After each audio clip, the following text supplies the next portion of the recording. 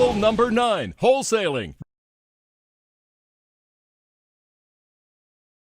Hey, this is Kenny Russian, and this is Level 9 Wholesaling, Lesson number 4, Recap. You guys can probably tell over the last 4 weeks that I've been wearing the same outfit.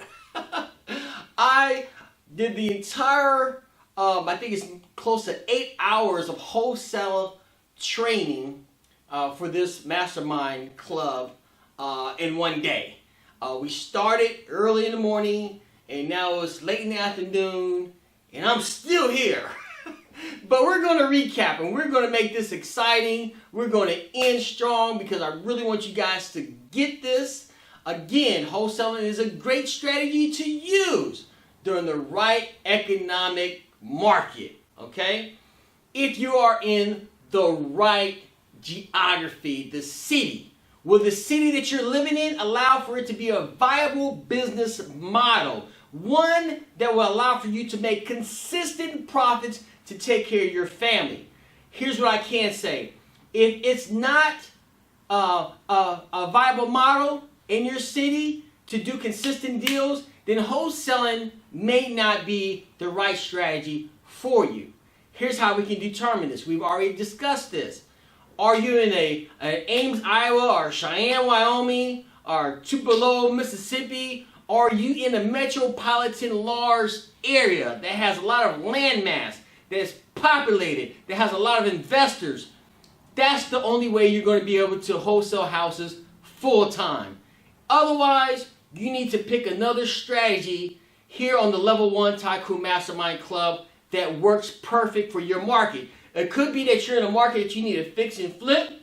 You may be in a market we need to buy and hold. You may be in a market that you need to do new construction. Maybe you're in a market that you need to buy multifamily. Or maybe you're in a market where you need to buy commercial. Maybe wholesaling in your backyard, in your city, is not the best model.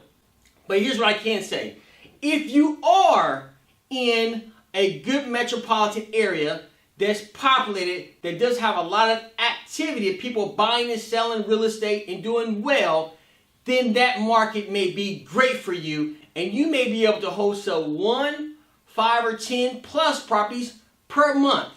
Those would be cities like Dallas, Houston, LA, DC, Baltimore, Maryland, Tampa, Florida, Orlando, Florida, Miami, Florida, Chicago, Illinois, Kansas City, Cleveland, not bad, Phoenix, Arizona, places like that that are huge and populated, that have a lot of investors. If you're trying to find out if your city is the right city for wholesaling or not, go down to your Chamber of Commerce, go to your real estate investment clubs, talk to other investors, see what they're doing, see if you can kind of gauge if it's a good market or not.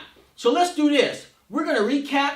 We're going to discuss many of the different subject matters that we discussed during lesson number 1, 2, and 3, so that I can bring it home and help you guys really hone in your skills on how to be a successful real estate wholesaler. So again, with wholesaling, you can get started with no cash, no credit. That's the beauty about wholesaling houses. You don't have to use your own money in order to buy a house. You don't have to use any credit because you're primarily dealing with private sellers. You're going to enter into a contract with as little as $1 earnest money deposit, and then you're going to sign the right over to another cash buyer. Now, you don't want to deal with people who need to get funding through FHA or VA. You need somebody who has cash or somebody who's going to use a hard money loan in order to close out on that deal. So this is a perfect way to get started with no cash, no credit. Now, it's a step up from Birddogging, like we learned in level number 10, whereas you're just going to get a marketing fee. In this case, you're going to actually enter into the contract with the motivated seller. With Birddogging, you're basically going to just, tell everybody who's actively investing in that city that you have a relationship with, who are investors, hey, I got this good deal. It's 123 Jackson Street. Go take a look at it if you want it. Just give me a $1,000 marketing fee. They're going to enter into a marketing fee agreement with you. They're going to pay you when they close a deal. Now you're taking one step forward, and you're going to make, you're going to enter into a contract with the seller, the private motivated seller, and you're going to now assign the contract, or you're going to do a back-to-back closing. If it's more than $10,000, in fees, it's going to be a back-to-back closing. If it's less than $10,000 in fees, then it's going to be a traditional assignment of contract. Now again, this is a non-traditional investor wholesaling strategy. This is not the traditional. When you go to the bank or your lender, they require 20 to 50% down. You have to have great credit. You have to have bank statements. You have to have tax returns, W-2s. You have to have some kind of track record. You need any of that kind of stuff when you're wholesaling houses, because you're going to be engaging with private motivated sellers that you're going to help them with their problem. Because again, you become the problem solver. That's why there's a lot of psychology in this business. You're going to be the problem solver, and you're going to enter into an agreement to buy that property by negotiating a win-win situation that makes it beneficial to both parties, both you and the private seller. Okay? So no cash, no credit. What is wholesaling? Wholesale is basically going out there and finding houses that are bargain basement prices, tying them up the contract, and assigning your contract or getting a back-to-back closing. Who is your clients? Your clients are primarily two people: cash buyers and motivated sellers. You want to build relationships with motivated sellers by using a marketing advertising campaign or prospecting, getting people to call you because maybe you're investing in advertising, and then you want to in turn use those leads to be able to monetize and make money from them. Whether you use a list source in order to gather different leads, and now you're going to do direct mail campaigns, or maybe you're riding around and you're prospecting all these properties in order to write down the addresses, to do the research, and maybe skip tracing to find out who owns the properties so that you can make money. Now, who is the most important person that you have to build relationships with or create some kind of relationship with in order to make money? It's going to be between the motivated sellers. Because I want you guys to know something. Once you have deals that are good, the buyers are going to come. So people ask me all the time, what's most important? The cash buyers or motivated sellers? By all means, you need to be going after motivated sellers and contracting to buy these vacant homes. There's the ugliest house on the block that you can make money on, because I assure you, once you're able to find the deals, or if you're the guy who has the deals, people will find you. The cash buyers will find you. People will find you. The landlords will find you because you have the deals. And therefore, they need deals in order to be able to make money in this business. So how do you make money? Again, signing contracts and doing back-to-back closing. That's how you make money in this business. What area should you be concentrating in? You can buy properties throughout the city. However, you want to make sure that you drill down, you find out what areas of the city are selling faster. You can talk with a realtor and they can explain to you exactly what's the hottest zip codes. But sometimes that may not be the best zip code for you to buy in. And here's the reason why. It's because you're trying to deal with distressed, motivated sellers. The highest and the best, the highest price of homes that are being sold in your city, or the homes that are being sold faster than the other areas, they may not be as motivated to sell to you, as opposed to areas where there's older homes, 40, 50, 60 years of age. There's been a lot of gentrification that's been taking place in that area. That may be the area for you as opposed to the suburbs, because like I said, you can ride around the suburbs and you may be able to put together a list of maybe 10 houses in 3 or 4 hours. If you go to some of these older communities that are being gentrified, you may be able to ride around and come up with a list of 70 or 80 vacant houses in a matter of 1 hour. That's very realistic. So for you, for what you're trying to accomplish in this business, being able to get started with no cash, no credit, you don't have money to buy at an auction, you don't have money to buy from an REO agent. Therefore, you got to be more creative and buy properties from private sellers and be able to enter into a contract by only using a minimum of $1 all the way up to maybe $100, $500, $1,000 if you're working with a realtor. But again, if you're dealing with a private seller, $1 is fine. If you're dealing with an REO agent or realtor, they're going to require $500 to $1,000. If it's a commercial property, as we discussed before, it could be even more money than that as far as earnest money deposit. It just depends on the deal.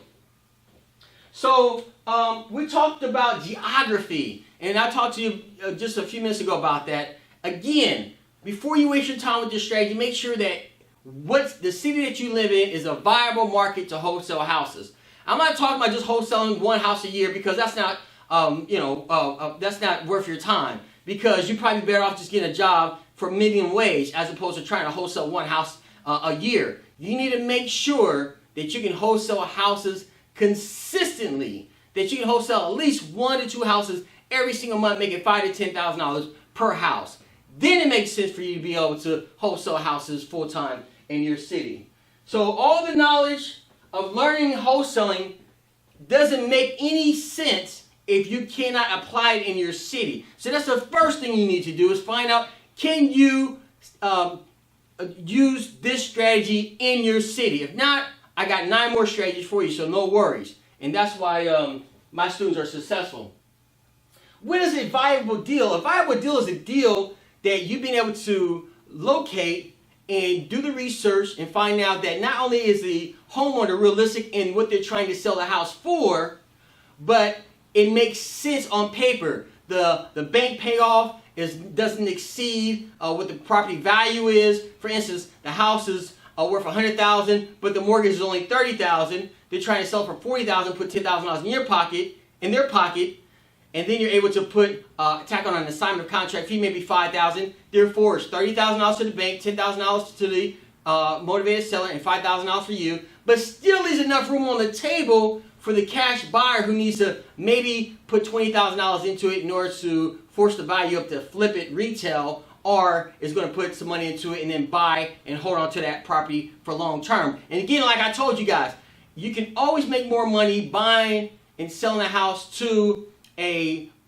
cash buyer who's going to hold on to the property as opposed to fixing and flipping it. If he's going to hold on to it, you can always expect to sell it to him for a little bit more, because he has a long-term plan and not a short-term plan just to fix it up and flip it real quick. So be very mindful of that. So being a viable deal, again, making sure that the motivated seller is realistic in what they're trying to sell it for, and that the property is not upside down, and that there's enough equity in the property to make sense for everybody. Evaluate deals. You know how to evaluate deals. We talked about this. When you're evaluating deals, you can use multiple listing service. You can use RealQuest. You can use the tax assessor's office. You can use Zillow and Trullo. Just be very careful about using Zillow and Trullo, because sometimes they can be inflated or they're not as accurate. And also be careful when you're using the tax assessor's office, because some of the records sometimes is 20% below what it's actually worth. So if it says that it's worth $80,000 on the tax assessor's office, it may actually be worth $100,000. So be very careful about that. So what percentage of the actual after repair value should you be buying in? Anything below 60% of the ARV. So if the ARV is $100,000, you don't want to enter into a contract to buy that property for no more than $60,000. And the lower, the even better, because again, it's going to also depends on if it's a cosmetic, a partial, or full rehab. How much work does a house need? You got to make sure all the numbers work so that you can enter into a contract to buy that property from the motivated seller, to be able to pass on some value to your cash buyer. If you can't pass on no value, then you're wasting your time and you're wasting that cash buyer's time as well. And you don't want to be the guy that's sending a whole bunch of emails and sending a whole bunch of text messages, and 1 out of 50 houses that you send over work. Therefore, I'm not even opening up your emails anymore, because you always send me this junk and numbers that don't work. So make sure that you protect that relationship with your cash buyer and only send him good deals that make sense. Gentrification. We've been talking about that for the last 4 lessons. Again, in the hood, it's all good. I can't stress that enough. That's where everybody wants to be at. People want to be close to downtown. That's where people are making money at. It's not like the white flight back in the 60s and 70s, where everybody moved out to the suburbs and left everybody centrally located. Now everybody's leaving the suburbs and coming close to downtown. That's where they want to be at. That's where you see a lot of restaurants opening up at in downtown, and they're trying to redevelop the downtown throughout the entire United States. So everybody wants to be close to downtown. They don't want to be way out in rural areas anymore. They want to be close to downtown. That's where the action's at, and that's where gentrification is taking place right now. And if you're smart and you build relationships with builders and developers, and even find yourself in a situation where you're actually wholesaling properties in order to make some money so that you can park into properties that are in these gentrified areas, whether you're holding on to them or whether you're fixing and flipping, so that you can participate, to make money. I mean, some of you all who are members of my mastermind,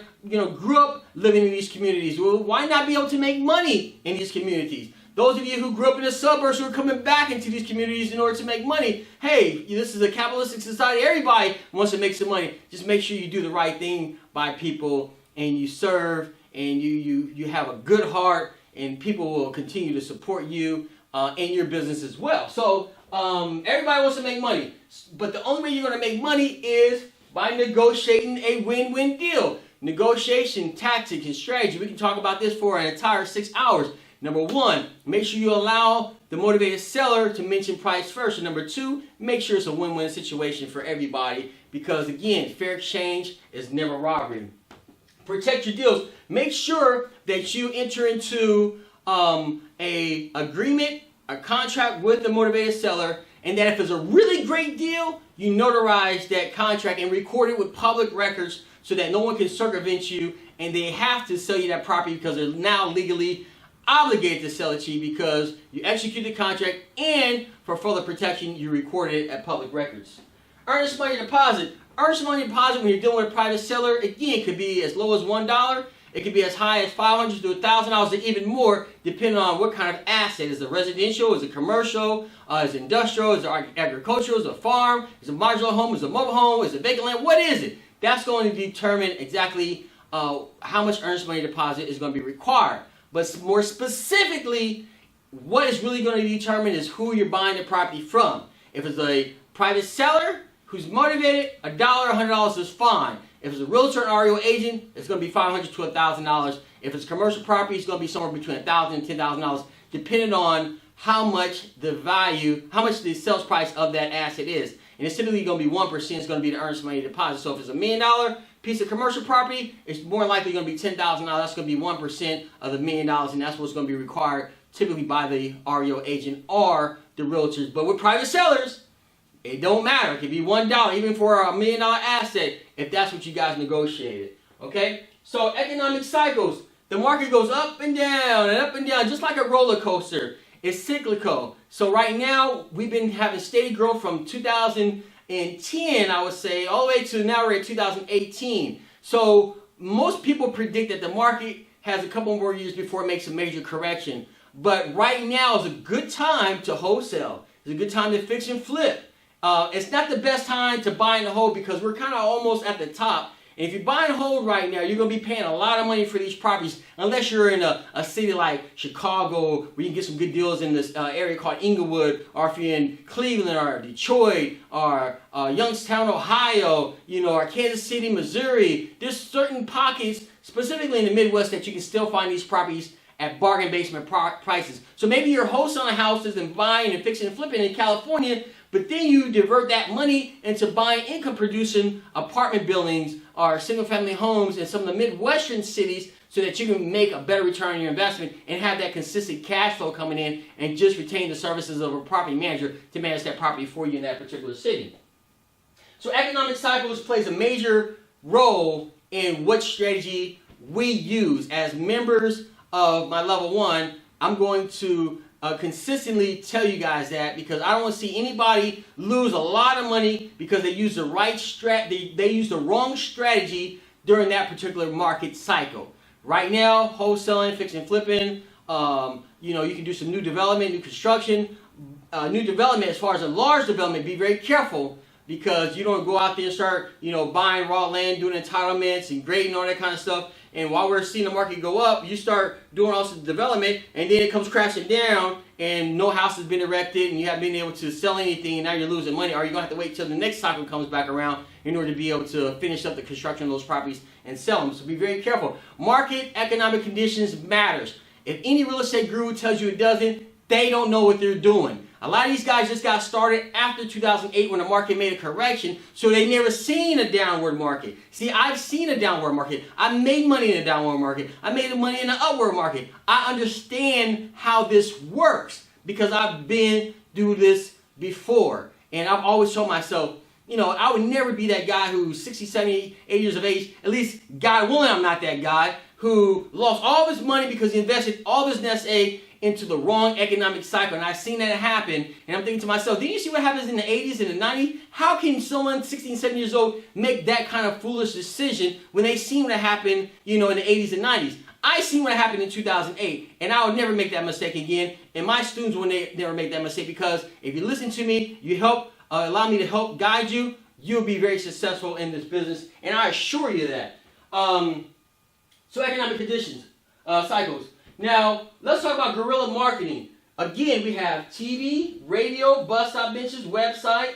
We have business cards, brochures, traffic, billboards, flyers, direct mail. We have Google, we have Facebook, we have Instagram, we have YouTube. There's a host of different advertising mediums that you can use in order to make money. But what's important is three things: consistent, congruent, and synergy. That's what's most important. Whatever type of marketing that you decide to do, and test small. There's no reason to go out there and put a traffic billboard up because you want to be like Kenny Russian, or go out there and, hey, I want to be a celebrity rock star on TV and get a TV commercial. Test small. You know, do some business cards, some brochures, pass them out. Start talking to people at your church, you know, your synagogue, your mosque. Network with people. Find out who's got houses for sale. Start off organically, then you can build something from a solid foundation. Guerrilla marketing is critically important, and consistency is so important as well. Not just the message and the colors and everything, but being consistent. If you're going to advertise, don't advertise for a week and then stop advertising. If you're going to advertise, make sure you got a budget for at least 90 days. So whatever you're going to do, whether it's the banner size, whether it is Google AdWords or Facebook or Instagram, make sure that you do it for at least 90 days, because most of the time when people see your ad for the first time, they may not call you.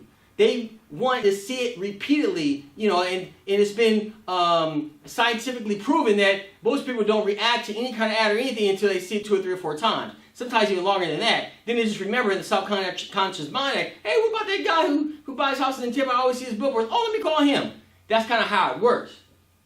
So here's a couple of things that we didn't talk about before on lesson number 1, 2, and 3. And if we did, I was very vague, so I wanted to go back just to touch on this just a little bit.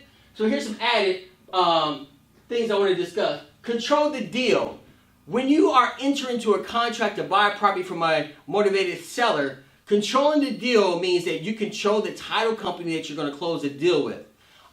Because if you use the buyer's title company, and you can do that after you build a relationship with that cash buyer. But if you use his title company, he may delay the closing. If he delays the closing, it's going to hurt you because you're buying it from a private seller and you're giving them some guarantees that they're going to close during a certain date. So you want to make sure that you position yourself where you can control the closing, and control the closing means that you close with your title company, because your title company is going to tell you the guy's honest truth. His title company may lie to you. He may be telling you, hey, well, I'm waiting for the hard money lender to send out the appraisal. The appraisal may have already been done. The appraiser probably was already out there, but he's not being honest with you, and he's saying something in order to delay being able to close on that deal. But if it were with your title company is going to tell you exactly what's going on. Hey, well, we're waiting for the appraisal. You need to call the cash buyer and tell him he needs to talk to the hard money lender and go ahead and get an order ASAP.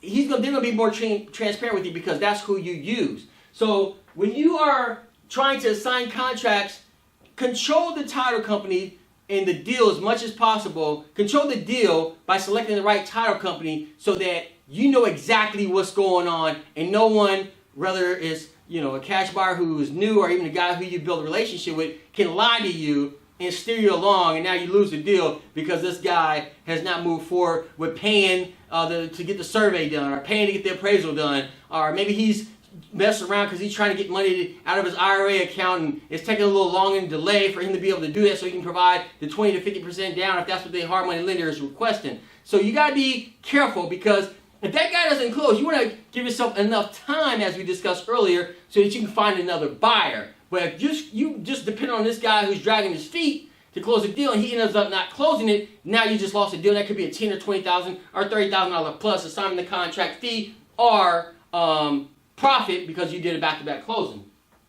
JV with other wholesalers. People ask me all the time, Kenny, should I JV with other wholesalers? There's nothing wrong with JV with other wholesalers, but here's where it stops.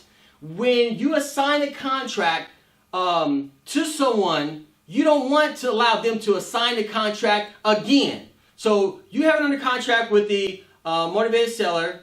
You now assign a contract to a cash buyer who leads you to believe he's a cash buyer, but he's just a guy who's just trying to sign contracts. Now you enter into an agreement with him, and he's trying to sign a contract. So you want to make sure, when you assign a contract to somebody, no one else can assign the contract. There's not going to be, I assign it to you, you assign it to this guy. No. If he wants to sell your property, then you guys can negotiate what you're going to pay him as part of your assignment fee, or he's going to have to add on to your assignment fee. So if you're selling the property for $100,000 and you're buying it from the motivated seller for $80,000, you're making a $20,000 assignment of contract fee. If he has a buyer, either you can allow him to split. Some people like to split the assignment of contract fee, or he's going to have to add on to the $100,000, whereas he sells it to his client for $105,000, $110,000, and his client pays him that $10,000. But you don't want him to be able to assign the contract again, because again, he can lead you on to make you feel like he's going to close that deal with his cash buyer, and they don't close the deal. Now you don't lost a deal allowing this guy to double assign your deal. So don't do double assignments, do JVs. If you decide not to do the 50-50 split, have him add on his own fee, which would be considered a marketing fee, not an assignment of contract, because you're not going to allow him to sign the contract from you. Just a marketing fee. Hey, you find a buyer, just add on $5,000. Now we're selling it to your buyer for $105,000. He's going to bring the money. I'm going to get my money. My seller is going to get their money, and you're going to get $5,000, or whatever you guys arrange for everybody to be able to make money. Code enforcement list. We didn't talk about this in dollar homes. There's a lot of dollar homes and a lot of code enforcement citations that are given on a day-to-day basis throughout the United States. And sometimes during the end of the year or the beginning of the year, the code enforcement will have a new list of people who are in code enforcement violations. Therefore, you can get that code enforcement violation list and then use it to send direct mail, because most of those people are motivated to sell the properties because they're being bombarded from code enforcement, just constantly red tagging them, and if there's work that was done that was not completed, or just finding them if there's overgrown grass and broken windows and the property is in disrepair. So try to check with your local code enforcement and see if there's still a list that they offer, so that you can use that list and do direct mail to that particular list of people who are having some code enforcement violations. Opportunity zones. We're going to end with this opportunity zones because it's one of the best plays that a person can participate in right now. There's current legislation that was passed recently that allows for different designated areas across the United States of America to be opportunity zones. These are lower income communities that are being gentrified, that have a high poverty level, that you can actually go and raise capital from different people, and there's going to be about $7 trillion of money that can be deferred, capital gains taxes that can be deferred from people who are able to sell their company or sell an apartment building, or whatever the case may be, and they're going to divert this money back into these opportunity zones, and it's going to be about $7 trillion in order to be able to be deferred, their tax to be deferred, capital gains tax to be deferred, or totally exempt, depending on how long they hold that particular position or how long that money is invested in that particular opportunity zone. So for instance, let's say that some guy bought a piece of property for $1 million and he's selling it for $5 million. There's a $4 million capital gains tax. He can actually divert that money and invest it into these opportunity zones, and therefore be exempt, or at least deferred or exempt, depending on how long that money is invested in that particular fund. So I'm starting a fund right now to buy properties not only in Tampa, but to also buy properties in the United States, working with my clients and my students who find me deals, pay you guys fees for finding these good deals, and I use this money in order to go into these communities, buy these properties, and then hold on them for 10 years, using these other investors' money who want to buy in these particular opportunity zones and defer or exempt their taxes. So hey, this is Kenny Russian. I hope you enjoy this 4-part on wholesaling. I try to pour everything into this level 9. Now, my wholesale training is 2 full days. I condense it all down to about 8 hours of video. Now, let me share something with you. It would cost, you would have to make an investment of tens of thousands of dollars to sit in front of me for me to teach you exactly what you've been able to learn from this particular level 9 wholesaling. So I'm hopeful that you guys are going to go out and use what I'm teaching you in order to be able to gain financial freedom and be able to design your own life on your terms.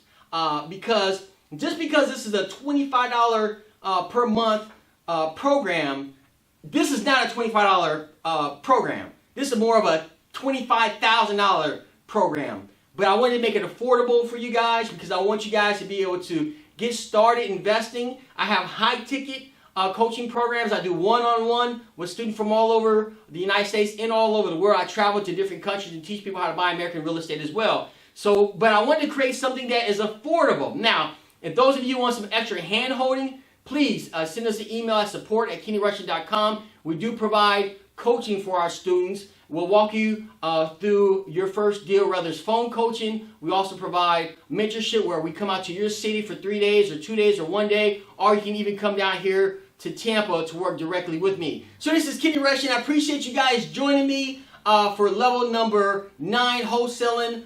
This is lesson number 4 recap. I'm confident you guys were able to learn more than you knew before. Gotta give me some kind of credit now on this particular strategy. And I'll see you on a level 8 fixing and flipping. And I'm excited because I'm going to also be teaching that class as well. I'll see you soon. Try again?